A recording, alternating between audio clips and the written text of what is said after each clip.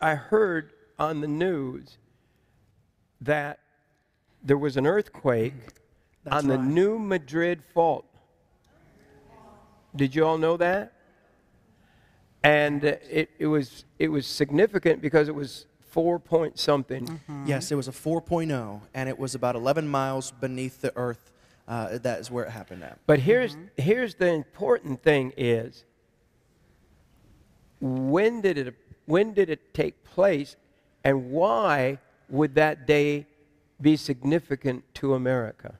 Exactly, because we know that we love to hear what the prophets are saying. I mean, it is one of our responsibilities as Christians to be able to discern the times that we are living in.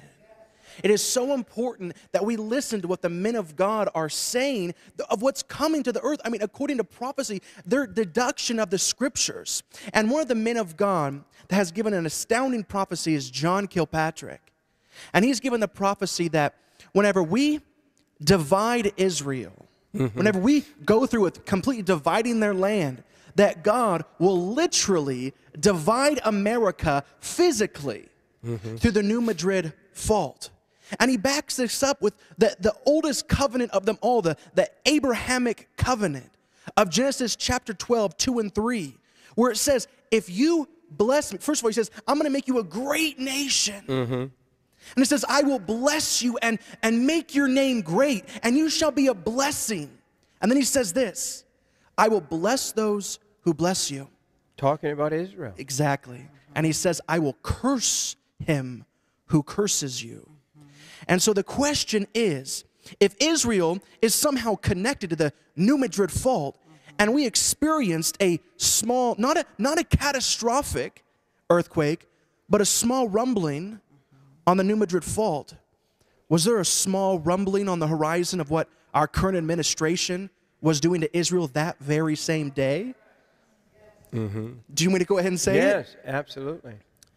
Obama's Iran deal falls on ominous Bible date. When President Obama announced a framework nuclear agreement with Iran, the very same day that he announced the framework of this new nuclear agreement falls on the exact same day, within 24 hours, that the New Madrid fault experienced an earthquake. But it goes deeper than that.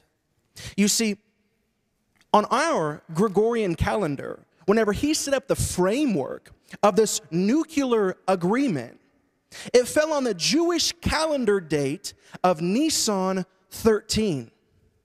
Now, one thing that we have realized is that God has been using these cycles of history. That history is such a magnificent thing because it truly repeats itself. And Jesus Christ, it talks about in the book of Hebrews, he is the same yesterday, today, and forever. And whenever we study history, we can find out how history is likely to repeat itself. So on Nisan 13, when President Obama announced the very framework for this nuclear deal is the exact same day that there was a rumbling on the New Madrid fault. And on Nisan 13, let me read this for you.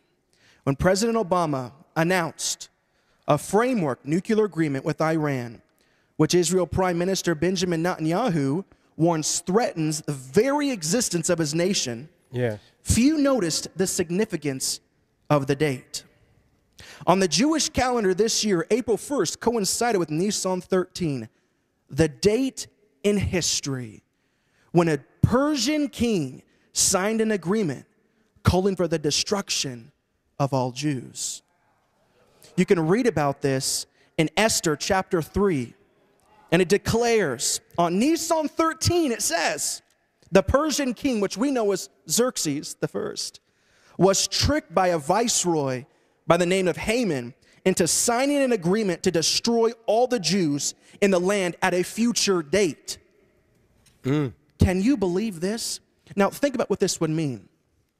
You see, the nuclear deal isn't sealed yet. You see, Obama announced the framework, and there was a rumbling on the New Madrid. Right in the middle. Exactly. of the Mississippi River, right in the middle of the New Madrid fault line. Right there. You look on the map. That's right. You seen it on the map? Sure, It's yes. It's shocking. April Fool's Day, by the April way, which I don't Fools. think that has anything to do with it, but Yeah. it's I think America's being foolish.